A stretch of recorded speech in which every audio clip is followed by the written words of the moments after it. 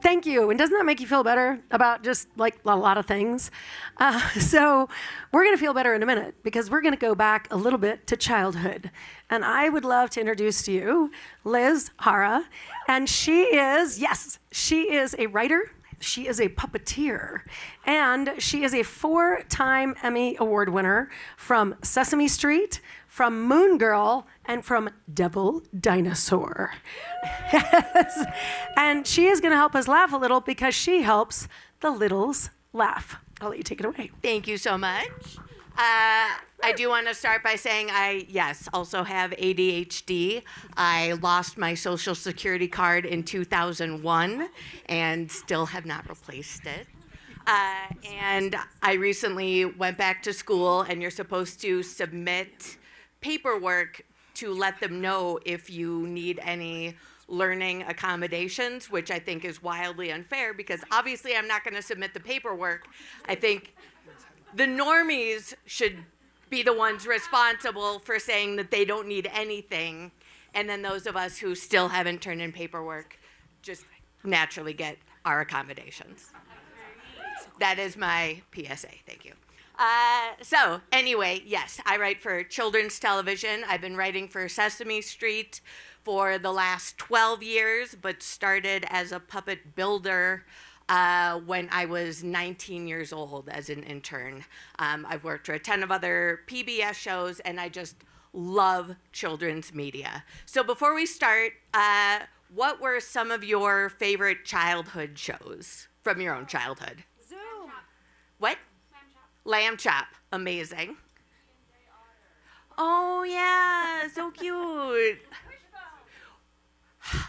All I've ever wanted is a Wishbone reboot. We pitch it all the time. Zoom. Perfect show. Zoom. Yes. Zoom. And if I start singing do do do do do do do do do do do. Yeah, those shows make it into our lizard brains. Like they form who we are as people, and there is incredible power in that. So if you want to create impact, children are, in fact, our future. At Sesame Street, we talk a lot about how children's media offers kids mirrors and windows. It gives kids a chance to see the world outside themselves and see what the world could be like. But then also they have mirrors. They get to see themselves and know that because they exist on TV, characters like them are out there having adventures and doing incredible things. They know that they matter, and mattering is kind of the new forefront that we're really exploring in curriculum television.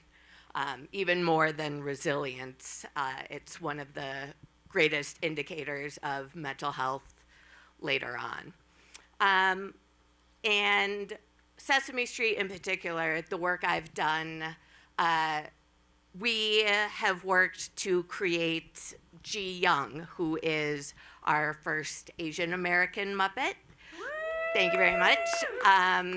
Very proud of her. And that was such an incredible tool that we were able to use because puppets are able to do things, and as is animation, are able to do things that regular human actors can't.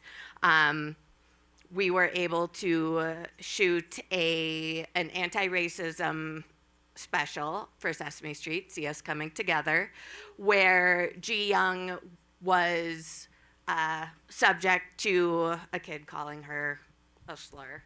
And she was able to explore that in a very vulnerable way that would have been probably too triggering to see an actual human child go through it, and also would be very traumatic for a child actor to have to pull that off.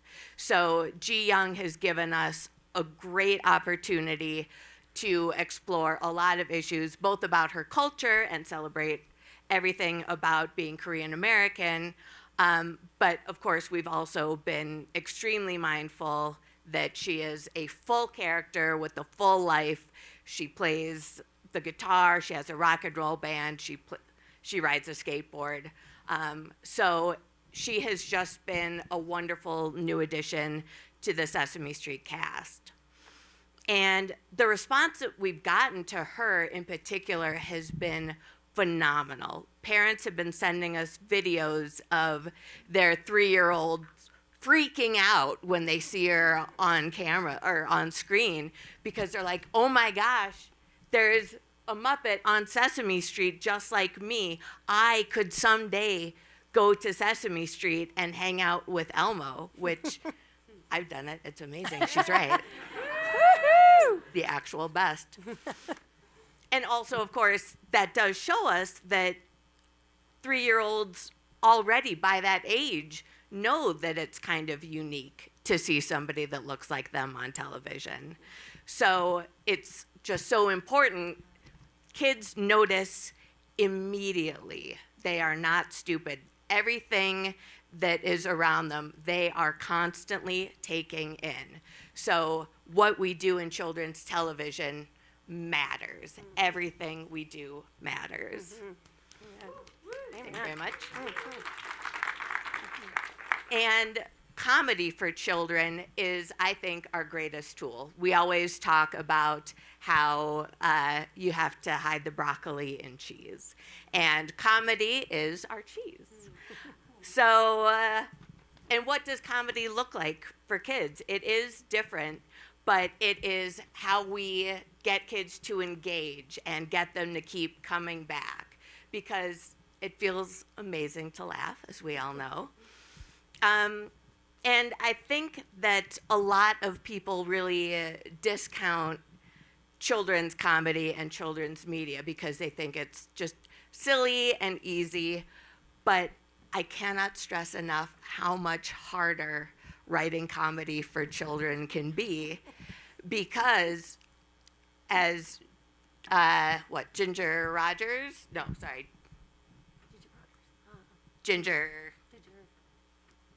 Fred Rogers' partner? Yes.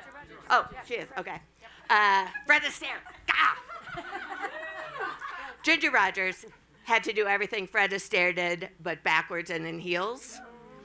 Writing children's comedy is backwards and in heels because you try writing a script where your audience only knows 2,000 words and has never accidentally joined a cult. Like, their frame of reference is very narrow. They only know birthday parties. Like, so it is hard work. Thank you. And, sorry, got distracted. But they fully are capable of understanding nuance. Kids do not like stupid comedy. They know when they are being talked down to, and they rise to the challenge of learning. When they see that something is funny, it engages their brains. They want to learn more. Like, oh, I see that everyone's laughing. What's going on here? And they will figure it out. Comedy is aspirational and inclusive. So it is a phenomenal tool. And right now, especially, children's media is under attack. The defunding of PBS is not by mistake. Like, people are trying to narrow the scope of what children are able to see and access. So it is very important that we keep creating this kids' media landscape because it has such a lasting impact. Like, as you can see, your lizard brains have held onto it. Sesame Street, we get so many anecdotal stories about how much that show in particular has meant to people. We do a lot of international co-productions, and we heard from a father in India who said he wasn't actually going to keep his daughter in school until he saw how she was engaging with Sesame Street and decided, oh, she likes to learn? Yeah, we'll keep sending her. Or the conductor of the New York Philharmonic said that he would perform on Sesame Street if he got to play Eine kleine Nachtmusik, because the first time he ever heard it was on Sesame Street, and that is when he learned that he loved classical music. So by spending time and energy and pouring joy and love into children's television, we can literally change the trajectory of lives and shape how kids see themselves and see the world. Awesome. Thank you. Thank you. Yes. Yes. And I am hopeful. Thank you so much, Luke. I am hopeful that one day I will have Big Bird walking through the halls of the Impact Lounge. I am really working on that. I actually saw Bert and Ernie at an event that I was with Dave Flink in Miami. It was an invitation only, big deal, lots of executives. And they brought out Bert and Ernie through a set very similar to this. And I got to see 250 executives lose their ever-loving shit.